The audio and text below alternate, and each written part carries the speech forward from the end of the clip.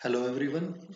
तो आज हम स्टार्ट करने वाले हैं straight line part two. Straight line part two का मतलब है कि जो जैसा हमने लास्ट वीडियो में कर लिया उससे आगे का हम करने वाले हैं। नेक्स्ट एक एग्जांपल है, reduce the equation into 3x plus 4y minus 5 to a slope intercept form. अब स्लोप इंटरसेप्ट फॉर्म क्या है?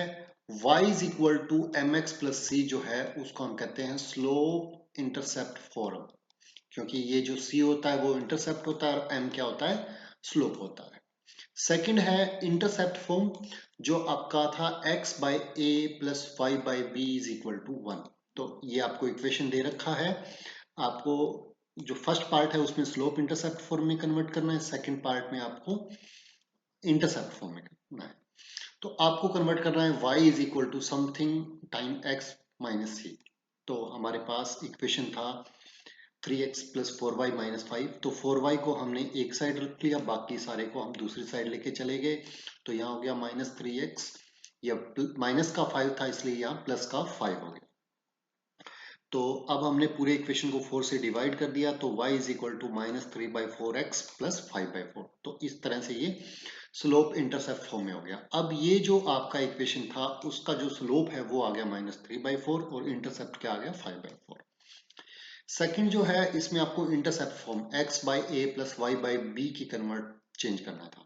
तो आपके पास इक्वेशन था 3x प्लस 4y माइनस 5, हम 5 को दूसरी साइड लेके चले गए। फिर हमने क्या किया, इस पूरी इक्वेशन को ये क्योंकि इक्वल टू 1 लेके आना था इसलिए हमने पूरी इक्वेशन को 5 से डिवाइड कर दिया। तो ये बन गया आपका 3x/5 प्लस 4y/5। अब ये 3 और 4 है, इनको हम इनके नीचे लेके चले गए, तो इस तरह से ये आपका इंटरसेप्ट फॉर्म बन गया। तो कोई भी आपको इक्वेशन दिया हुआ हो उसको आपको स्लोप इंटरसेप्ट फॉर्म में कन्वर्ट करना हो तो कैसे करेंगे, और इंटरसेप्ट फॉर्म में कन्वर्ट करना हो तो कैसे करेंगे, हम इस एग्जांपल से समझ सकते हैं। नेक्स्ट है reduce this equation 3x plus 6y equal to 3 to slope form as well intercept form. वही सेम क्वेश्चन है आपका। एक तरह से 3x plus 6y is equal to 3 को आपको y is equal to m x plus c में भी कन्वर्ट करना है और इंटरसेप्ट फॉर्म में भी करना है। तो सेम एग्जैक्टली हमने किया कि हम ये जो x का टर्म है वो इस साइड लेके गए, तो 6y is equal to minus 3x plus 3, 6 से डिवाइड कर दिया तो y is equal to minus half x plus half. तो यहाँ से आप कंपेयर करोगे तो स्लोप आ गया माइनस हाफ और इंटरसेप्ट आ गया हाफ। इसी तरह x बाई ए में कन्वर्ट करना है, तो हमने क्या किया, उस पूरे इक्वेशन को 3 से डिवाइड कर दिया। पूरे इक्वेशन को 3 से डिवाइड किया तो x plus 2y is equal to 1। तब x प्लस 2y है तो x को x बाई 1 लिख दिया और y को y 1/2 इज इक्वल टू 1 कर दिया। इस तरह से ये आपका इक्वेशन कन्वर्ट हो गया। अब इसके बाद जो आता है वो है एंगल बिटवीन टू लाइंस, कि आपके पास एक लाइन ये दे रखा है y is equal to m1x plus c1, मतलब इसका स्लोप m1 है। सेकंड जो लाइन है उसका स्लोप m2 है। तो इनके बीच का जो एंगल होगा वो क्या होगा, उसके लिए आप डायरेक्ट फॉर्मूला को याद रख सकते हैं कि उनके बीच में एंगल यदि थीटा हो तो टेंजेंट थीटा जो होगा वो किसके इक्वल होगा, m1 minus m2 divided bye 1 plus m1 and m2। m1 क्या है, पहली लाइन का स्लोप, और m2 क्या है, दूसरी लाइन का स्लोप। तो यदि आपके पास दो लाइन दे रखी है, y is equal to m1x plus c1 और y is equal to m2x plus c1, मतलब पहली लाइन का स्लोप m1 हो दूसरी लाइन का स्लोप m2 हो, तो उनके बीच का जो एंगल होगा वो थीटा होगा, जहां पे टेंजेंट थीटा की वैल्यू क्या है, m1 minus m2 divided bye 1 plus m1 m2 का मोड। मोड का मतलब होता है कि यदि ये नंबर नेगेटिव आया तो भी पॉजिटिव हो जाएगा, पॉजिटिव हुआ तो ऑलरेडी पॉजिटिव रहेगा, मतलब मोड फंक्शन यूज किया गया है। इसके बाद है कि दो लाइनें पैरेलल कब होगी, तो हमने वो पीछे भी सीखा था कि यदि दोनों के स्लोप जो होते हैं, किन्हीं दो लाइंस के स्लोप इक्वल हो, m1 is equal to m2 हो, तो वो लाइन क्या होती है, पैरेलल होती हैं। और दो लाइनें परपेंडिकुलर कब होंगी, जब दोनों के जो स्लोप्स हैं उनका प्रोडक्ट -1 हो, मतलब ये पहला लाइन हो, ये दूसरा लाइन है, ये एक दूसरे के परपेंडिकुलर कब होंगे, जब इनके स्लोप्स का प्रोडक्ट, अब देखिए ये इक्वेशन है तो m1 स्लोप है, यहाँ पे m2 स्लोप है, यदि m1 इंटू m2 का प्रोडक्ट -1 हुआ तो वो लाइन क्या होगी, परपेंडिकुलर। तो आप ये जो है इनमें भी सिंपल रख सकते हैं कि मान लेते हैं एक इक्वेशन है a1x plus b1y plus c1 is equal to 0, इस तरह से। दूसरा इक्वेशन है a2x plus b2y plus c2 is equal to 0। तो दो लाइन पैरेलल कब होंगी, जब इनके कोरस्पॉन्डिंग x और y के कोरस्पॉन्डिंग जो रेशियो है वो सेम हो, मतलब a1 by b1 is equal to a2 by b2 हो, तो लाइन क्या होंगी, पैरेलल होंगी। सिर्फ इनमें c का फर्क होगा। लाइन परपेंडिकुलर कब होंगी, जब इनका a1 a2 plus b1 b2 जो प्रोडक्ट है वो 0 हो, तो लाइन क्या होंगी, परपेंडिकुलर होंगी। तो हम इनके बेस पे कुछ क्वेश्चन करते हैं। Find the acute angle between line x plus y plus 1 और √3x प्लस वाई माइनस 1। तो सबसे पहले हम इनके एंगल, सबसे पहले हम इनके स्लोप निकालेंगे। स्लोप निकालने के लिए हम यूज करेंगे y is equal to m x plus c. मतलब दोनों इक्वेशन को हम इस तरह से कन्वर्ट कर लेते हैं। तो पहली लाइन को यदि हम कन्वर्ट करेंगे तो y is equal to minus x minus 1, तो यहाँ से स्लोप क्या आ गया, -1। दूसरी लाइन को y is equal to m x plus c में कन्वर्ट करेंगे तो स्लोप का वैल्यू आ गया -√3। तो इस तरह से m1 का वैल्यू -1 और m2 का वैल्यू -√3।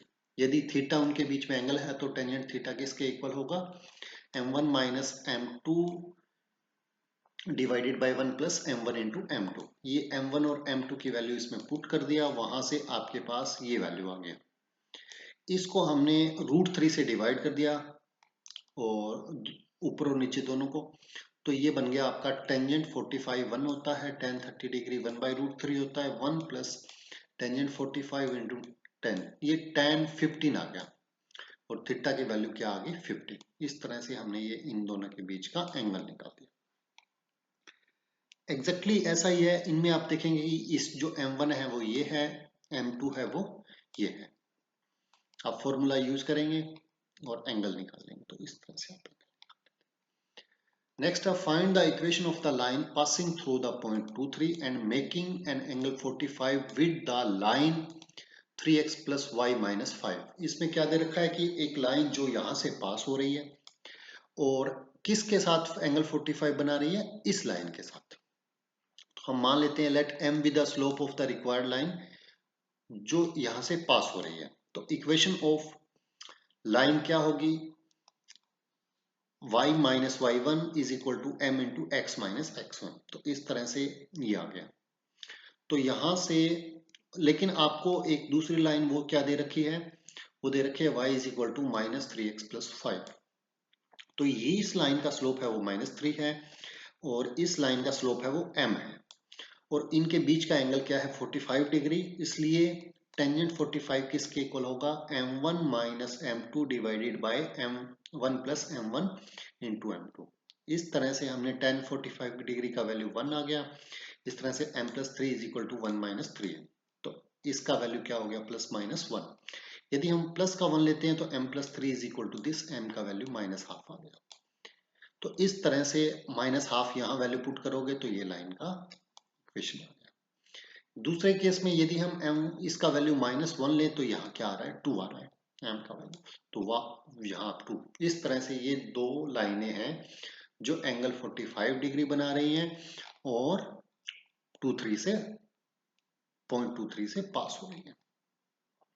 नेक्स्ट है find the equation of a straight line which is parallel to this and having y intercept as 4। अब जो भी इस लाइन के पैरेलल होगी कोई भी लाइन, उसका स्लोप इसी लाइन के स्लोप के इक्वल होगा और y इंटरसेप्ट क्या है, 4। तो आपको लाइन दे रखा है ये, तो हमने इसको y is equal to m x plus c में कन्वर्ट कर लिया, m का वैल्यू क्या आ गया, 2। तो जो लाइन होगी उसका भी स्लोप क्या होगा, 2 होगा। Slope of the given line 2, क्योंकि वो पैरेलल है इसलिए जो नई लाइन है उसका भी स्लोप 2 होगा। इंटरसेप्ट आपको 4 दिया इसलिए c4 होगा। तो इस तरह से आपके पास लाइन आ गई y is equal to 2x plus 4। तो ये वाला लाइन आ गया। नेक्स्ट है आपके पास find the equation of the line which is parallel to the line. Next आपके पास find the equation of the line which is parallel to this and passes through the origin. अब एक point origin से पास हो रही है ये वाली लाइन, तो जो भी लाइन ओरिजिन से पास होती है उसमें जो c का वैल्यू होता है वो 0 होता है। तो सिंपल ये है कि आपको इस लाइन के पैरेलल लाइन निकालनी है। पैरेलल लाइन होगी तो जो नई लाइन होगी उसका स्लोप और इसका लाइन का स्लोप सेम होगा। तो सबसे पहले इसी लाइन का स्लोप निकालते हैं। आपको ये लाइन दिया हुआ है, इसको हमने y is equal to m x plus c में कन्वर्ट कर लिया। तो इस तरह से इस लाइन का स्लोप क्या आ गया, -2/3। अब इस लाइन इसके जो भी पैरेलल लाइन होगी उसका स्लोप भी यही होगा, तो इसी का हो गया। अब जो भी लाइन ओरिजिन से पास होती है तो हमने इस लाइन का एक तरह से, ये लाइन इससे पास हो रही है और स्लोप इतना है, तो हमने y minus y one is equal to m minus x one का फॉर्मूला लगा दिया। इस तरह से लाइन आ गया आपका 2x plus 3y is equal to 0। Second है कि वो इस लाइन के पैरेलल हो और पास करे 4, 5 से। तो यहाँ पे हमने ओरिजिन से किया है, वहां पे हम क्या कर लेंगे, 4, 5 से कर लेंगे। देखिए अब आपको लाइन दे रखी है, इस लाइन के पैरेलल है, सबसे पहले इस लाइन का स्लोप निकालते हैं। गिवन लाइन ये है आपका, तो y is equal to m x plus c. M का वैल्यू आ गया 2/3 और c का वैल्यू -5/3। अब ये जो लाइन है वो कहां से पास कर रही है, 4, 5 से। तो हमने देख लिया y minus y one, y minus 5 is equal to m x minus x one. इसको सोल्ट आउट किया, इस तरह से आपके पास ये लाइन आ गई।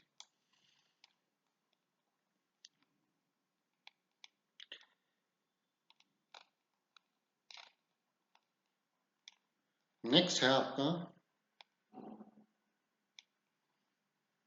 Find the equation of the line such that it is perpendicular to this. अब कोई भी लाइन इस लाइन के परपेंडिकुलर होगा तो उसका जो नई लाइन होगी उसका स्लोप इस लाइन के नेगेटिव रेसिप्रोकल के इक्वल होगा। तो सबसे पहले हम इस लाइन का स्लोप निकालते हैं।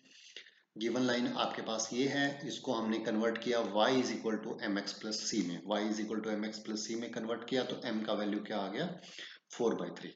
अब इनके कोई इस लाइन के परपेंडिकुलर जो लाइन होगी उसका स्लोप होगा नेगेटिव नेगेटिव, और इसका उल्टा मतलब रेसिप्रोकल 3/4।